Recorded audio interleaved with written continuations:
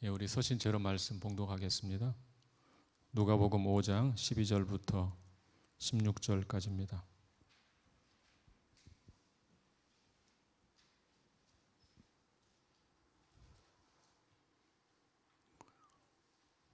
누가복음 5장 12절부터 16절.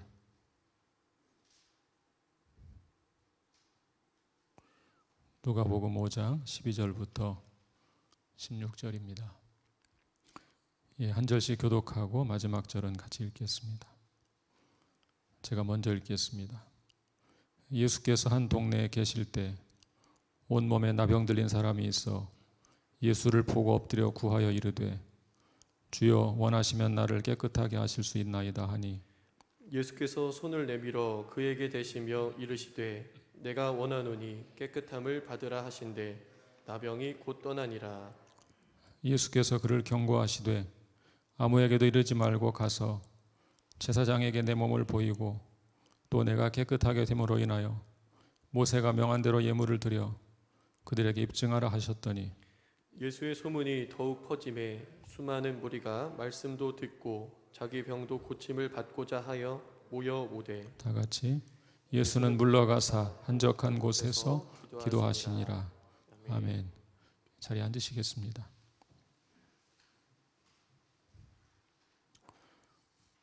누가복음 4장과 5장에는 크게 두 종류의 사건이 등장합니다. 한 가지는 예수님께서 제자들을 부르시는 사건이고 다른 한 가지는 예수님께서 병자를 치유하는 사건입니다. 언뜻 보면 이 두 종류의 사건은 서로 아무런 관계가 없는 것처럼 보입니다. 그러나 이 두 종류의 사건은 예수께서 메시아라는 사실을 드러낸다는 점에서 중요한 공통점이 있습니다. 예수님께서 제자들을 부르시는 사건은 메시아이신 예수님께서 하나님 나라에 동참할 사람들을 부르신다는 의미를 가지고 있습니다.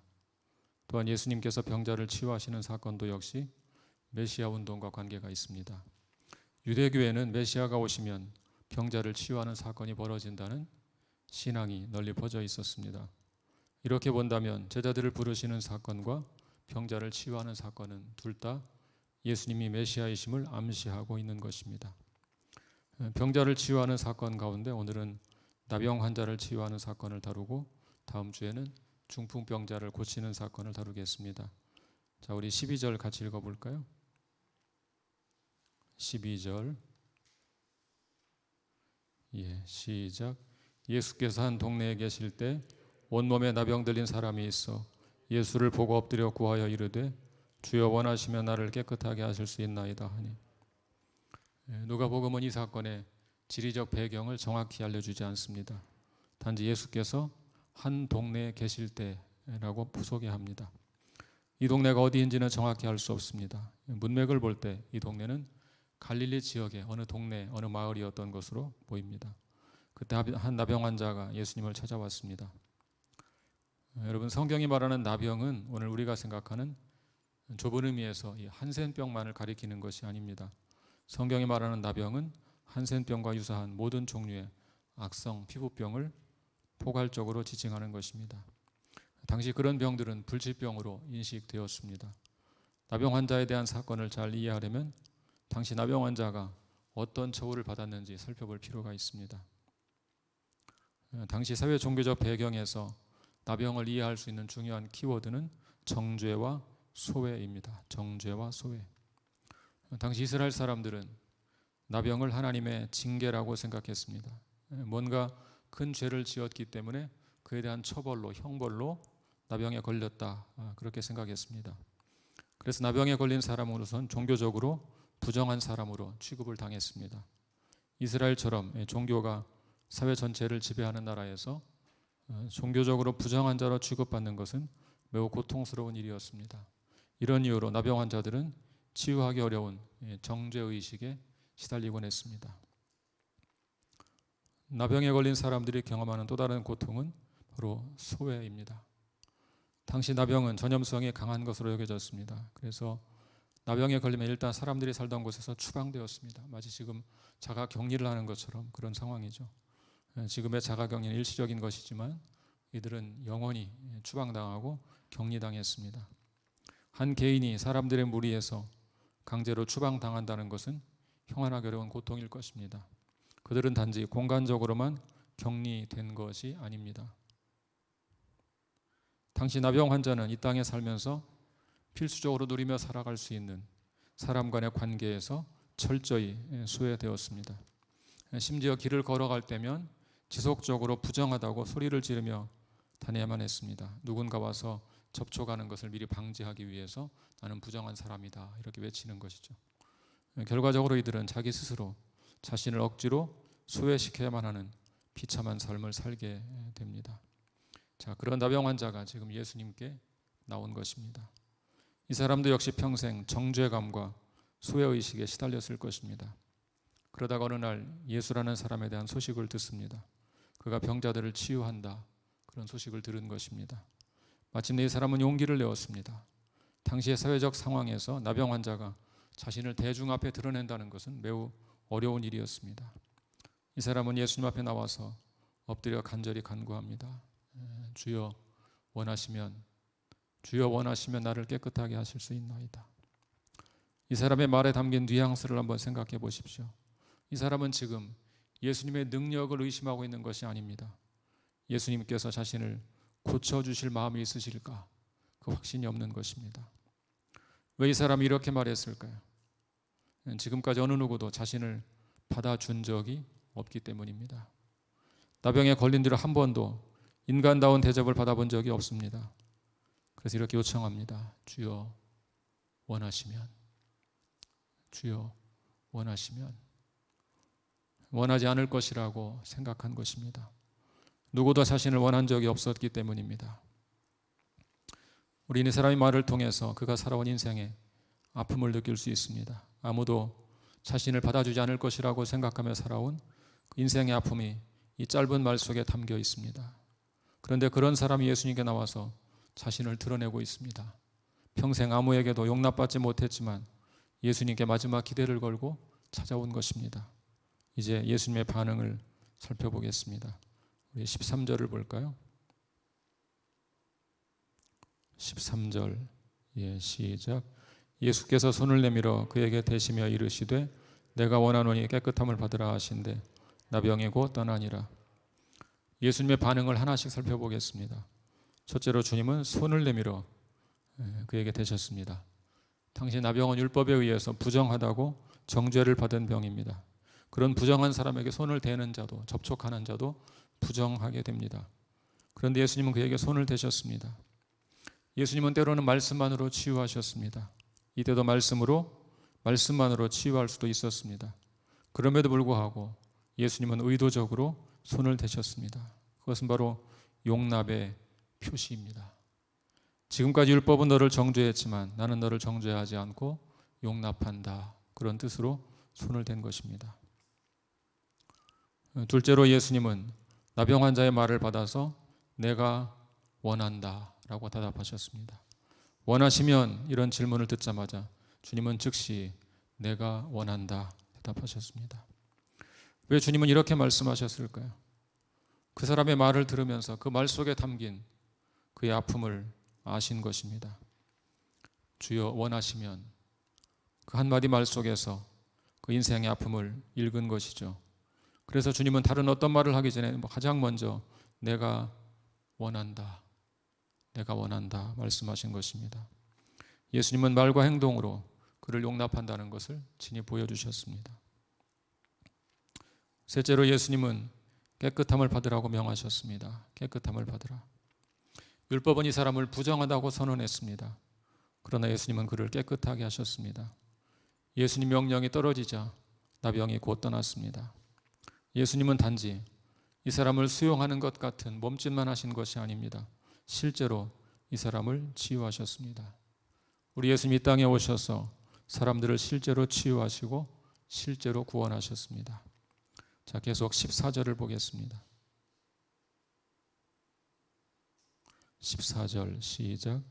예수께서 그를 경고하시되 아무에게도 이르지 말고 가서 제사장에게 내 몸을 보이고 또 내가 깨끗하게 됨으로 인하여 모세가 명한 대로 예물을 드려 그들에게 입증하라 하셨더니 예수님은 이 사람에게 아무에게도 말하지 말라고 명령하셨습니다. 왜 예수님은 아무에게도 말하지 말라고 하셨을까요? 가장 중요한 이유는 제사장에게 판정을 받는 것이 가장 시급한 일이었기 때문입니다. 만약 제사장이 판정하기 전에 소문이 나면 예수님의 기적 사역의 본래 의미가 왜곡될 수도 있었습니다. 예수님을 메시아로 보지 않고 사람들은 그저 기적이나 일으키는 주술사로 볼 수도 있었습니다. 예수님은 이 사람에게 제사장에게 가서 내 몸이 깨끗해진 것을 입증하라고 말씀하셨습니다. 왜 예수님이 사람에게 제사장에게 가서 깨끗해진 것을 입증하라고 하셨을까요? 예수님은 이 사람의 이 소외 문제, 평생 소외당했던 이 사람의 문제를 공식적으로 해결하기 원하셨습니다. 당시 율법에 따르면 제사장의 증명이 있어야만 정결하게 되었다고 인정받고 다시 가족의 품으로, 공동체의 품으로 돌아갈 수가 있었습니다. 예수님 아주 구체적으로 이 사람에게 지시하셨습니다. 이 사람은 지금 대단히 흥분된 상황이었을 것입니다. 천벌을 받았다고 생각했던 나병에서 고침받았으니까 얼마나 흥분되는 일이겠습니까? 그냥 내버려 두면 제사장에게 가지 않고 가족들에게 돌아가서 내 나병이 나았다고 외쳤을 것입니다. 그럼 이 사람은 율법의 절차를 어기는 또 다른 죄를 짓게 되는 것입니다. 예수님은 이 사람이 평생 겪어온 소외 문제를 이제 온전히 공식적으로 해결하기를 원하셨습니다. 예수님은 이 나병 환자가 지금까지 겪어온 모든 문제를 꿰뚫어 보셨습니다. 그를 향한 정죄와 그가 경험한 소외를 한눈에 보셨습니다. 그래서 그 두 가지 문제를 한꺼번에 동시에 치유하셨습니다. 율법은 부정하다고 했지만 예수님은 직접 손을 대어 그를 깨끗하게 해주셨습니다. 사람들은 이 사람을 소외시켰지만 예수님은 그를 다시 공동체 안으로 회복시켜 주셨습니다. 이 사람의 삶을 가만히 생각해 보십시오. 어느 날 나병에 걸려서 모든 것을 잃었습니다. 당시 사회의 가장 중요한 지표였던 율법으로부터 당신은 부정한 자, 너는 부정한 자라는 정죄를 받았습니다.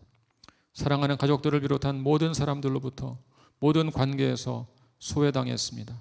아무런 희망이 없습니다. 앞날에 대한 희망도 없고 종교적으로 소외를 당했고 정죄를 당했으니까 내세에 대한 희망도 없습니다. 그러다가 이 사람은 예수님을 만났고 단번에 그의 인생이 회복되었습니다.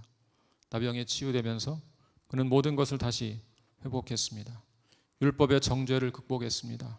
사랑하는 가족의 품으로 돌아가서 다시 사람들과 관계를 맺으며 행복한 삶을 살 수 있게 되었습니다. 이제 마지막 15, 16절을 같이 보겠습니다.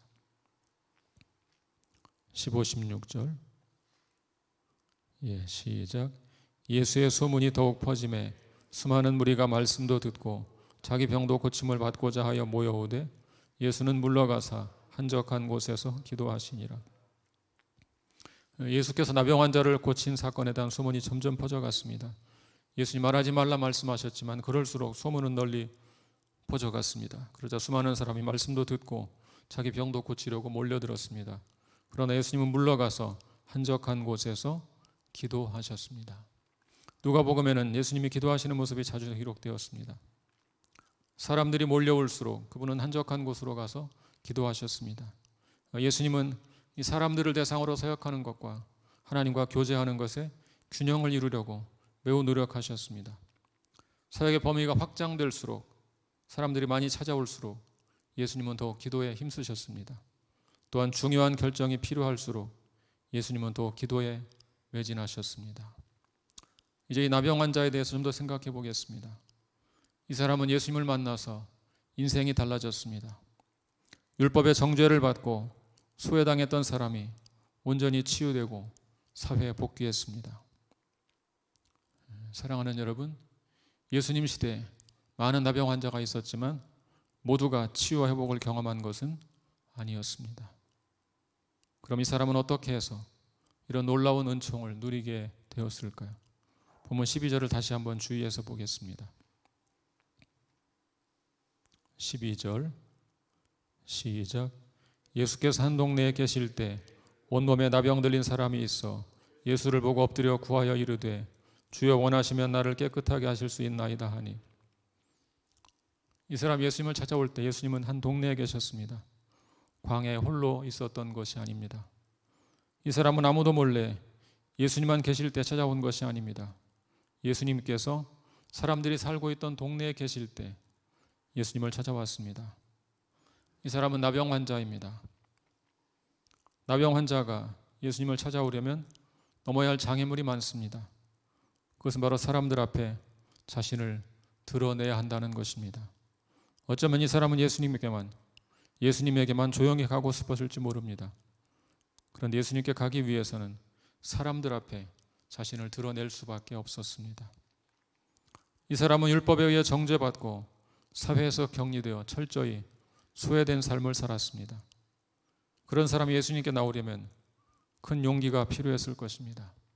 만일 이 사람이 사람들의 이목을 의식해서 자신을 드러내지 못했다면 아마 이 사람은 치유받을 수 없었을 것입니다. 이 사람은 사람들 앞에 자신을 드러내면서 예수님께 나왔습니다. 율법의 정죄와 사회의 소외를 극복하고 사람들 앞에 자신을 드러낸 것입니다. 그런 결단으로 이 사람은 말로 표현할 수 없는 감격을 누리게 되었습니다. 여러분, 예수님의 치유와 회복을 경험하려면 자신을 먼저 드러내야 합니다. 나의 약한 점을 드러내야 합니다. 자신의 약점을 드러내고 절실한 마음으로 매달려야 합니다. 그것이 치유와 회복으로 가는 첫 번째 걸음입니다. 복음서를 보면 예수님은 은밀하게 홀로 있을 때 사람을 치유한 적이 거의 없습니다. 대부분의 경우 제자들이나 군중과 함께 있을 때 병자를 고치셨습니다. 따라서 병자들은 주님 앞에 나아가기 위해서 사람들 앞에 자신을 먼저 드러내야만 했습니다. 오랫동안 목회하면서 깨닫게 된 것이 있습니다. 그것은 바로 사람은 누구나 다 한두 가지 아픔을 가지고 있다 하는 것입니다. 겉으로 볼 때 아무런 문제가 없는 것처럼 보이는 사람들도 알고 보면 내면에 상처가 있는 경우가 많습니다. 남들이 모두 부러워할 만한 직업을 가지고 사람들의 존경을 받는 사람도 알고 보면 말 못할 고통을 겪으며 살아갑니다.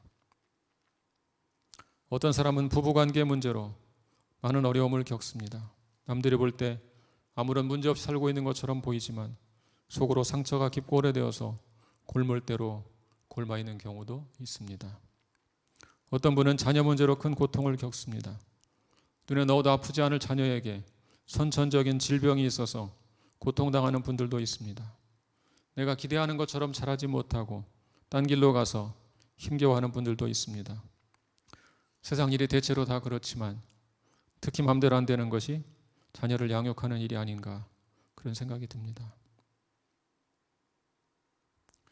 어떤 사람은 특정한 사람과 도저히 화해할 수 없을 정도로 인간관계에 상처를 입고 고통스러워하기도 합니다. 어떤 사람은 직장에서 퇴출당할 위기에 놓여서 아주 실제적인 생활의 문제로 큰 고통을 당하기도 합니다. 겉으로 볼 때는 문제가 없는 것처럼 보이지만 내면으로 들어가 보면 의외로 많은 사람들이 크고 작은 아픔과 상처를 안고 살아갑니다. 그런데 많은 사람들이 자신의 상처를 드러내지 않고 살아갑니다. 어떤 분들은 자존심 때문에 드러내지 못합니다. 어떤 분들은 다른 사람들이 공감하지 못할 것이라고 미리 단정하고 자신을 숨깁니다. 그러는 사이 상처는 점점 더 깊어져 갑니다. 제가 목장 신방을 가서 보면 자기 아픔이나 상처를 드러내며 나누는 목장이 있고 그렇지 못한 목장이 있습니다. 어느 목장이 건강한 것일까요? 자신의 상처와 아픔을 드러내서 도움을 청하고 함께 간절히 기도하는 목장이 건강한 것입니다. 공동체 앞에 자기 아픔을 드러내면 그들 가운데 임재하신 주님께서 치유의 역사를 시작하십니다. 회복의 역사를 시작하십니다.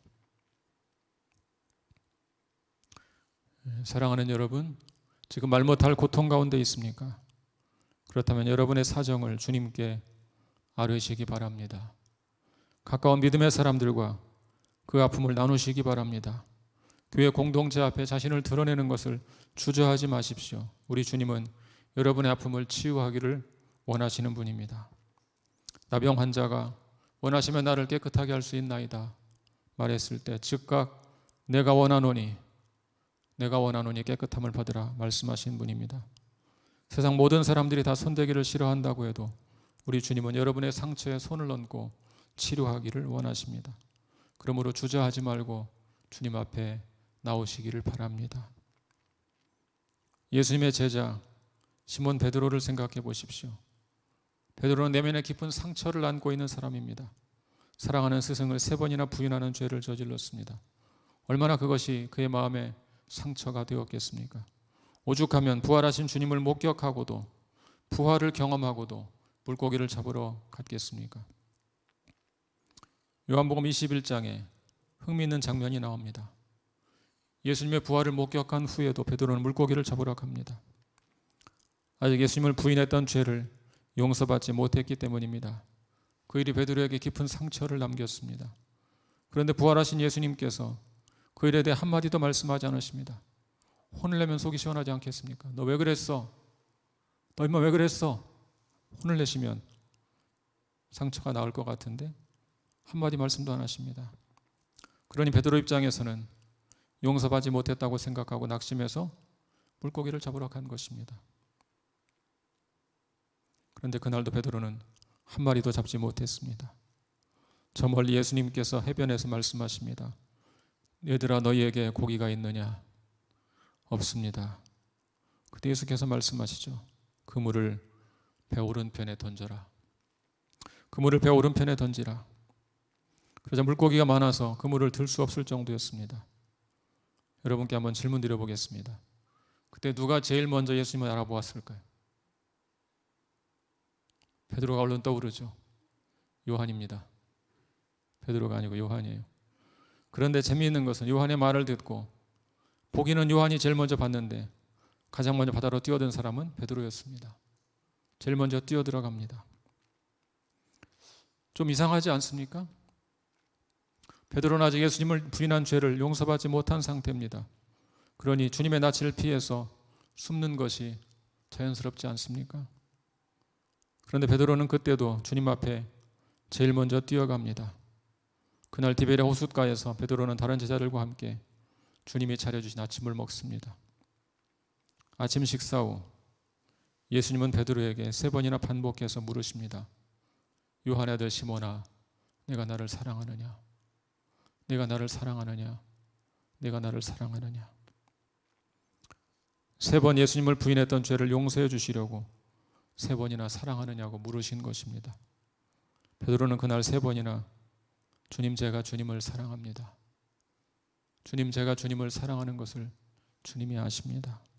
주님을 사랑합니다. 3번이나 고백합니다. 3번 부인했던 베드로가 3번 사랑한다고 고백한 것입니다.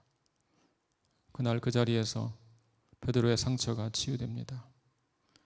있는 모습 그대로 주님 앞에 나아갔을 때 주께서 그를 용서하시고 회복시킨 것입니다.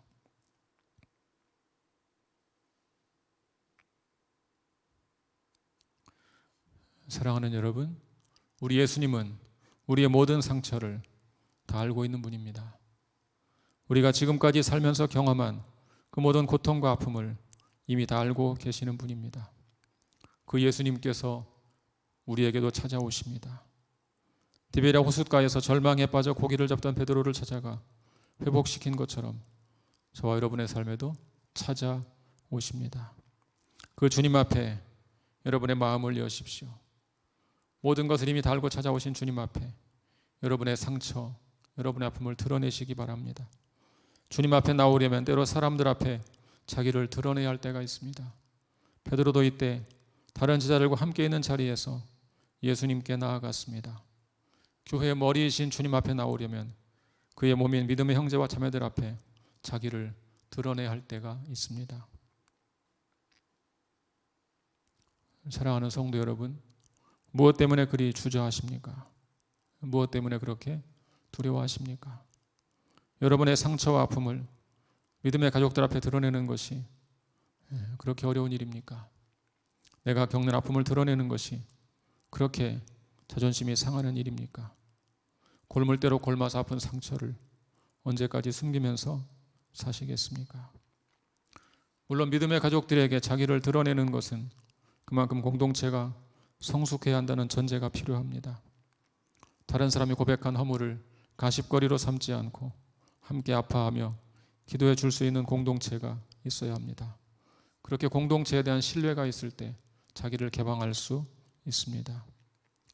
누가 아픔을 털어놓고 고백하면 실은 나도 동일한 아픔이 있는 사람이라는 사실을 기억하고 공감해 주시기를 바랍니다. 저는 우리 교회가 그렇게 서로를 신뢰할 수 있는 성숙한 공동체가 되기를 늘 기도하고 있습니다.